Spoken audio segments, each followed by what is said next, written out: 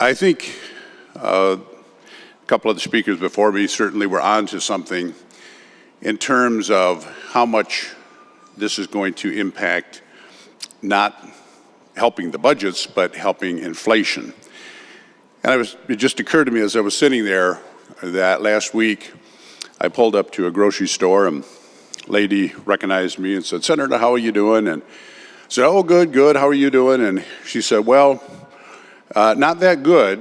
And she had her grocery cart there, and she said, "Look at the groceries I'm going to get for around $200. And she said, "I used to fill the trunk with $200. And look at it now. I might maybe get it in the glove compartment box." There's been that much inflation that the average person has been dealing with. So back in October of 2017, Governor Granholm and legislative leaders hammered out a deal that resulted in one of the largest tax hikes in Michigan history, roughly $1.5 billion.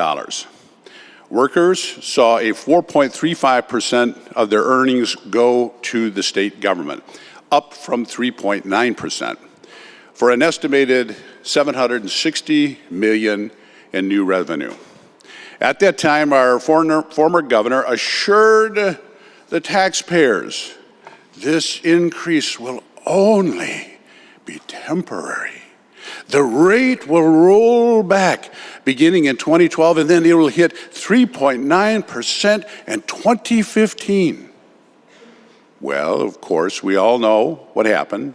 That rollback didn't occur. It has taken, until now, 2023, 7 years after the governor's promised deadline, to finally reduce the state income tax in a meaningful way. We learned last month, thanks to a tax bill passed in 2015 and responsible budgeting by Republican legislative leadership, the state will achieve the necessary surplus to mandate an automatic income tax rollback. This is great news. Finally, a mandated rollback the government cannot stop. But wait, Governor Whitmer and the Democrats have a plan to do exactly that. Their scheme involves handing out a pitiful, puny, one-time $180 tax rebate, only $90 if you're a married couple, possibly taxable, in order to stop the income tax rollback from putting more money into the pockets of the taxpayers each and every year going forward.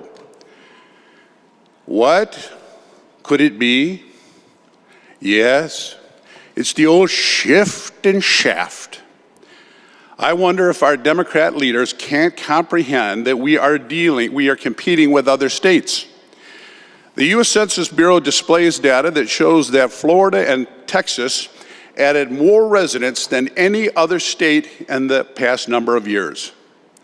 It is noteworthy, neither of these states collects any income tax from its residents. However, U-Haul and Atlas Van Lines reported in January that Michigan is in the top 5 for the highest percentage of people leaving the state, moving out in 2022.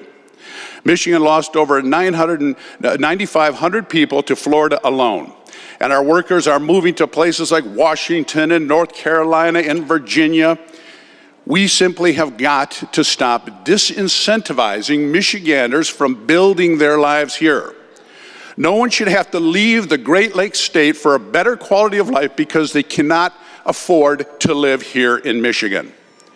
On the contrary, we should be working hard to reverse these trends and become a one-way moving in destination.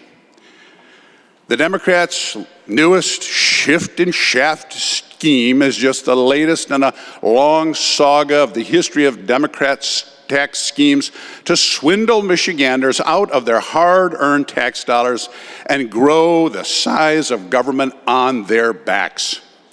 Thank you, Mr. President, and I urge a no vote on this bill.